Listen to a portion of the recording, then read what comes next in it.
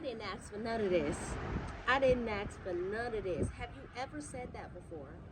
How did I get here? Have you ever said that? This wasn't the plan. This wasn't what I prayed for. This wasn't what I imagined for my life. And now I'm stuck dealing with something I didn't choose. Hey y'all, welcome back to the channel. It's me, it's your girl, Sherry Monique. Listen, welcome back, and still we are in Women's History Month. Listen, we are about to jump right in. Listen, if you are not subscribed, make sure that you are tapping into Brown Girl Beauties. Subscribe to the channel so you don't miss nothing that we upload for the month of March. Listen, so while Sarah was in the house, because y'all remember yesterday we talked about Sarah. While Sarah was in the house trying to manage what she created, Hagar was in the wilderness trying to survive what she didn't. And that's where we're going today. Because the same God who dealt with Sarah's doubt is the same God who met Hagar in her pain. We're talking about the woman who had to live with the decision that she didn't make. Her name is Hagar. Listen, let's get into it because I'm so excited about Hagar. I hope my phone don't fall because it's windy out here, y'all. Listen, I was studying the Hagar and I was really interested in her story because I've never, you know the story of Sarah and Abraham, but I never really got into Hagar's story, and I was like, oh, okay. Listen, I'm so excited, and I really hope that you get something from listening and kind of learning as we're walking through Hagar's story on today. Listen, let's give a little context. Hagar was a servant. She was a servant. Listen, so we know that Sarah and Abraham were married. Sarah and Abraham were Sarah was trying to get pregnant for years or whatnot, and she pretty much went to Abraham and said, I'm gonna give my servant to you, type deal. Like, I'm gonna give you Hagar and you can pretty much have a child with her, right? So Abraham ended up having sexual relations with Hagar. She gets pregnant, and now Hagar is in the middle of something that she didn't ask for. Hagar was a servant. She didn't have a voice. She didn't have a choice. Her life wasn't her own to decide. Her yes didn't matter, and her no wasn't even an option. One day she was given to Abraham, like I just said, so he could have a child through her. In Genesis 16:2.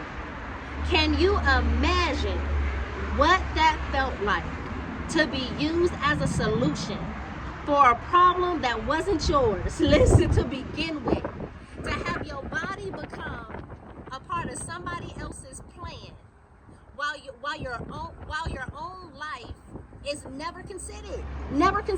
Sorry, I'm trying to make sure my phone don't fall. Listen, I can almost hear Hagar thinking, so this is what this is what I am now. I don't get to say, I don't get a say in this. My life can be just handed over like this. And if we're honest, some of us know exactly how that feels. Pulled into situations we didn't choose, carrying responsibilities placed on us, adjusting our lives because of somebody else's decisions. And you're sitting there thinking, when did this become my life? When did this become my stuff? How did I end up here? Listen, Hagar, she didn't ask for it. It's so windy out here today. Hagar, she didn't ask for it. She didn't plan it. She didn't choose it. But now she has to live through it. Listen, real talk moment here. Sometimes you can be placed in a situation that you did not choose and still develop an attitude because of what it did to you. Pain changes how you see things. Listen, what once felt normal now feels unfair. What once felt small now feels heavy. And before you realize it, something in your heart starts to shift. Listen, you start looking at people differently. Let's have a real conversation. You start to look at people differently. You start responding differently. You carry a weight that shows up in your tone, your energy, your attitude. Man. And sometimes you don't even realize it. Just because it wasn't your fault, it doesn't mean it won't shape your heart if you don't deal with it. And listen, that's exactly what happened. When Hagar realized she was pregnant in Genesis 16 and 14, when Hagar realized she was pregnant, she began to look at Sarai. So, okay, before Sarah's name was changed to Sarah, it was Sarai in Genesis chapter 16. So when Hagar realized she was pregnant, she began to look at Sarai with contempt. Not respect, not gratitude, but resentment, hurt, pride. She had every right to feel frustrated. But that bitterness started shaping her heart. Just like it can shape ours if we're not careful. Sarai noticed, she reacted, she mistreated Hagar, and eventually Hagar ran away. If you go down to Genesis 16 and 6, eventually Hagar, she just ran away. She was pregnant, alone, exhausted, caught in a situation that she never asked for, and now having to survive it. But here's the part that changes everything. Because baby, when you think you are lost and just hopeless, listen, in Genesis 16 verses 7 through 13, God found Hagar in the wilderness. Not in a perfect place, not when she had it all together, but when she was running, when she was hurting, when she was done, she was over it. God asked her, where have you come from? And where are you going? He didn't ignore her. He didn't overlook her. He didn't even shame her. But he saw her. He saw her in the midst of what she was dealing with. And for the first time, Hagar gave God a name. In Genesis 16 and 13 is where you can see where Hagar gave God a name. And that was, you are the God who sees me. Gee. Listen, you are the God who sees me. Man, even when you feel overlooked, you can look at God and be like, you know what, God, I feel like nobody sees me, but you are the one that sees me.